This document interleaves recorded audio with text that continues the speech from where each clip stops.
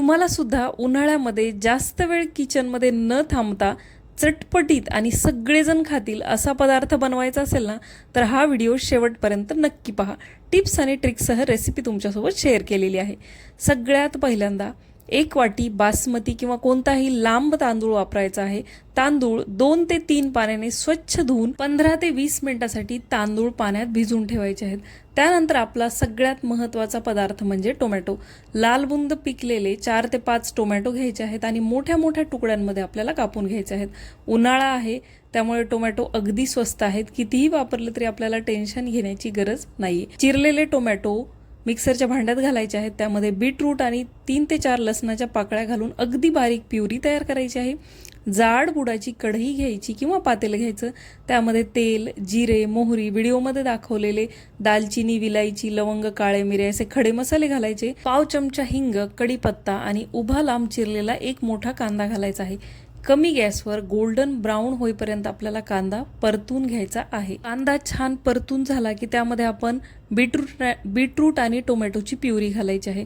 Beetroot जर नसेल तर फक्त टोमॅटो घातलं तरी काहीच हरकत नाही, पण अगदी सुरेख रंग येण्यासाठी मी इथं बीटरूट वापरलेलं आहे. अगदी पाव तुकडा वापरायचा आहे.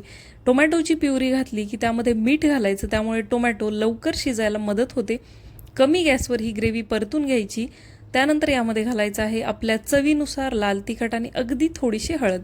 हळद कमीच वापरायची, यामुळे आपला लालबुंद रंग जो आहे तो साबूत राहतो.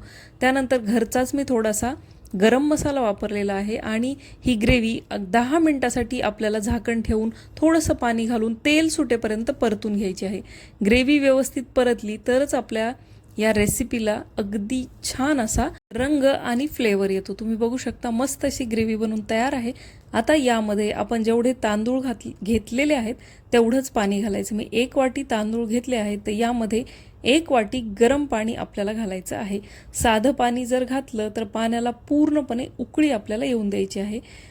कोथिंबीर घालायची बारीक चिरलेली. पाण्याला उकळी आली की आपण भिजत घातलेले तांदूळ यामध्ये घालायचे. व्यवस्थित मिक्स करायचं. मीठ आपल्याला चेक करायचं आहे. आपण आधी ग्रेव्हीमध्ये मीठ घातलेलं आहे. गरज असेल तर थोडंसं आणखी मीठ घालायचं आणि कमी गॅसवर झाकण ठेवून एक 10 ते 12 मिनिटासाठी आपल्याला याला शिजवून घ्यायचं आहे. तुम्हाला हवं असेल तर तुम्ही कुकरमध्ये सुद्धा हा टोमॅटोचा भात बनवू शकता, पण कुकरमध्ये करण्यापेक्षा कढईमध्ये ना याचं टेक्स्चर अगदी परफेक्ट येतं. कुकरमध्ये कितीही वेगवेगळ्या प्रकारचे जरी आपण भात बनवले ना तरी ती खिचडीच मला लागते. त्यामुळे मी या प्रकारे कढईत हा पुलाव बनवत आहे.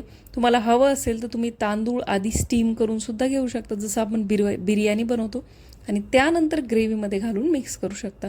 तुम्ही बघू शकता मध्ये मी याला फक्त 2 वेळेस आलटून पालटून घेतलेला आहे आणि त्यानंतर 10 ते 12 मिनिटांनी अगदी परफेक्ट असा आपला हा टोमॅटोचा पुलाव, टोमॅटो भात, टोमॅटो राईस बनून तयार आहे. वरून थोडीशी हिरवी कोथिंबीर घालायची. कुठल्याही प्रकारच्या दह्यासोबत, रायत्यासोबत, लोणच्यासोबत तुम्ही खाऊ शकता. अप्रतिम लागतो.